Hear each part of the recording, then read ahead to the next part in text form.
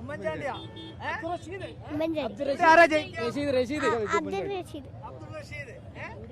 ആരാ ഫോട്ടോ ഒക്കെ പ്രിന്റ് എടുത്ത് തന്ന ആരാ? ഉമ്മയാണോ? എങ്ങനെയുണ്ട് ഇത്തവണത്തെ ഇവിടുത്തെ ധർമ്മടത്തെ അവസ്ഥ എങ്ങനെയാ? ഭയങ്കര ആവേശാണ്. റോഡ് ഷോന് നേരത്തെ എത്തിച്ചേർന്നു. നേരത്തെ ചൂട് പ്രശ്നമുണ്ടോ? ഇല്ല ഇല്ല, ഈ ചൂടൊന്നും പ്രശ്നമൊന്നല്ല. ഇത്രയും ദിവസങ്ങളിൽ UDF എന്ന് പറഞ്ഞ ചെറുപ്പകാലത്തെ ആവേശമാണ് നമുക്ക്. UDF തന്നെ കൊണ്ടപ്പോ കഴിഞ്ഞ തവണ 50,000 അരലക്ഷത്തിലധികം വോട്ടിന്റെ ഭൂരിപക്ഷത്തിലാണ്. അത് നോക്കണ്ട, ഇപ്രാവശ്യം അട്ടിമാറി വിജയായിരിക്കും. അതിന്റെ ജയിച്ചാ മതി, ഒരു വോട്ടിനെങ്ങാനും ജയിച്ചാ മതി. ഇപ്രാവശ്യം നല്ല ഉഷാറായിട്ട് ഭൂരിപക്ഷത്തോട് വിജയിക്കും.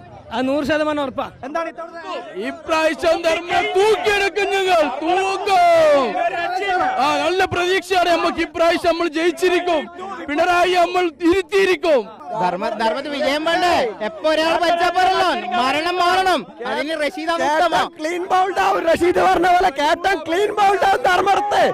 അബ്ദുൾ റഷീദ് 5000 വോട്ടുകളും ജയിച്ചു കയറി ഈ ധർമ്മടത്ത്. ക്യാപ്റ്റൻ ക്ലീൻ ബൗൾഡ് ആവുന്നാണ് പറയുന്നത്. 100% ക്യാപ്റ്റൻ ക്ലീൻ ബൗൾഡ് ആയിരിക്കും. കാരണം ജനങ്ങൾക്ക് അപ്രാപ്യനായ ഒരു MLA ആണ്.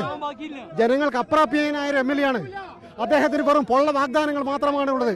കഴിഞ്ഞ തവണ 50,000 വോട്ടിന് വിജയിച്ചിട്ടുള്ള മുഖ്യമന്ത്രി പിണറായി വിജയനെ ഇത്തവണ ക്ലീൻ ബൗണ്ട് ആക്കുമെന്നുള്ള